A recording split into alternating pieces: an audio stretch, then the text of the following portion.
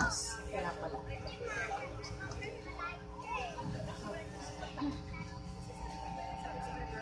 Pau. Ano ba tayo? Have you ever checked the label? Kung pamilyar ka sa linya ni Sarah at para ipaalala ko sa'yo, there was never an us. There will never be an us, kaya please, huwag mo akong landiin.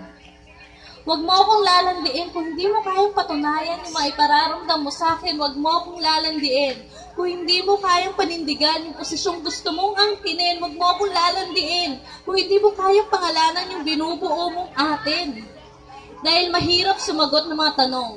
Kung ano nga bang meron tayo kung tayo mismo hindi sigurado, kung meron nga bang ikaw at ako, huwag mo akong gawing tanga. At paasahin na meron tayong dalawa dahil hindi ako papayag na meron pang mamagitan na malabong usapan kaya kong patunayan.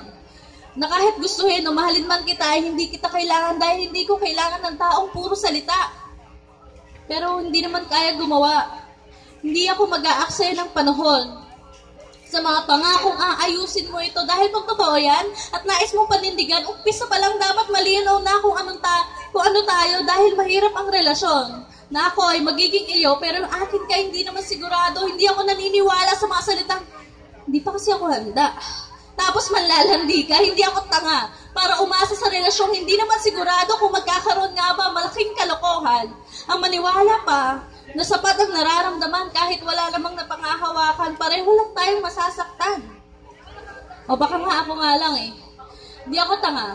Para manatili sa klase ng relasyon na ang patutunguhan hindi naman makita, kaya kong tumayo sa sarili kong mga paa at maging masaya kahit wala ka. Bakit ko iaasa sa isang taong nandyan lang, paminsan-minsan?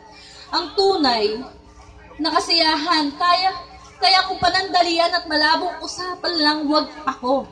Hindi ako mag-aaksaya ng panahon sa mga klase ng taong kagaya mo. Hindi ako yung klase ng taong maniniwala pa sa mga pambobola mo. Hindi ako yung klase ng taong makikinig sa mga pangako mo na alam kong unti-unti rin namang maglalahoy. Huwag kang madaya. Lumaban ka ng patas dahil uulitin ko.